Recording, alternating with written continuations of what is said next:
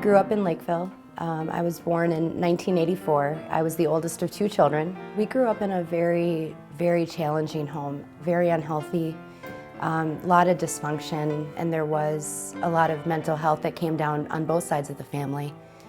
And so my brother and I were hit full blast with that as we were growing up. My first suicide attempt, I was 10. And I started cutting and doing a lot of self-mutilation at that point, just as a young child. Everything felt hopeless. You were lost, you were in a darkness, and you didn't know, especially as a child, how you were going to survive it. You didn't want to have to confront it and look at it. You wanted to ignore it and pretend it wasn't there, but the pain just got worse as I got older. By the time I reached early adulthood, what ended up happening is I had a gastric bypass surgery. I lost about 115 pounds and started going on dates. I had never dated before, never told I was pretty before, never been kissed before, nothing like that, you know, so I ended up turning into a very, very promiscuous person.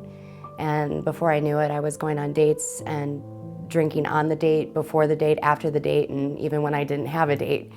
And I became an alcoholic. Fast forward to the age of 30 in 2014, I had slit my wrists, and a week later I was arrested for my first, last, and only DWI. I remember being in the back of the police car. I had handcuffs around my slashed wrists. And I remember looking up at the moon, and I remember just looking at the sky and saying, God, why don't you just kill me?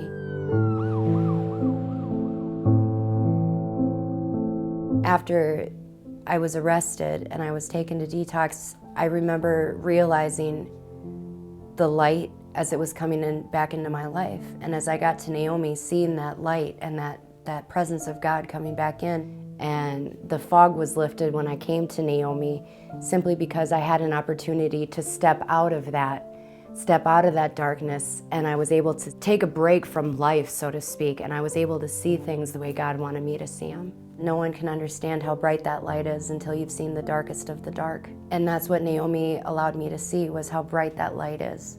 I'm proud and happy and so blessed to say that the light is my closest friend, and life is. And it's one thing being alive, but it's another thing to be living.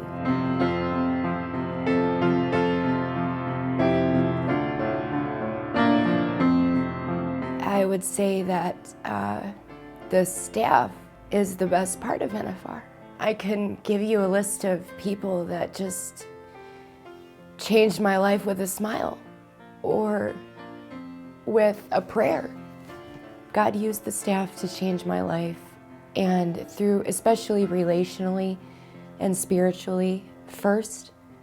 And because of those things, everything else followed. All of the physical support, you know, the bed and the meals and things like that, all of that followed. But without that relational aspect first, I don't think that the rest would have mattered. My full name is Catherine Lee. Catherine means pure. Lee means a meadow or a field.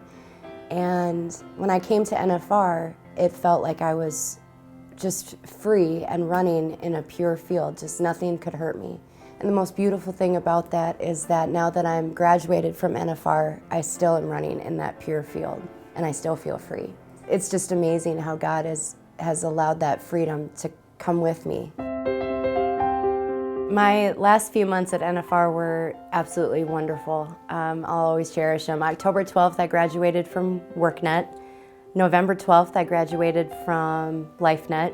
And December 12th, I graduated from college with my bachelor's degree, started a job in my field at a publishing company on December 17th. It was domino effect in the most coolest way possible that only God could do. My dream has always been to have my own place and two cats, boy and a girl. And lo and behold, the kitty that I got was born November 12th, the day that I graduated from LifeNet.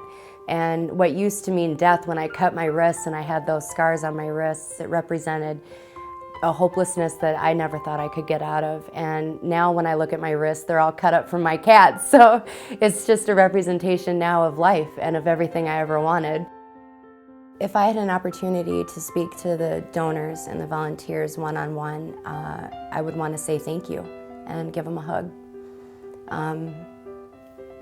I don't think that people realize, because they're not on the inside, what those gifts do for people. Thank you.